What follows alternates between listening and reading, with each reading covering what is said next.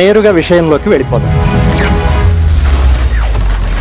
Brain is hardware అయితే మనసు అనేది సాఫ్ట్వేర్.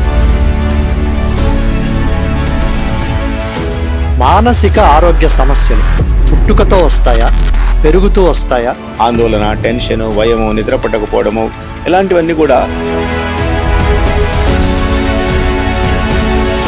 కంటి డాక్టర్ అంటున్నారు, ఎముకల డాక్టర్ను గోముకల డాక్టర్ అనో ఏదో అంటారు, గుండె డాక్టర్ను గుండె డాక్టర్, అక్కడే సమస్య.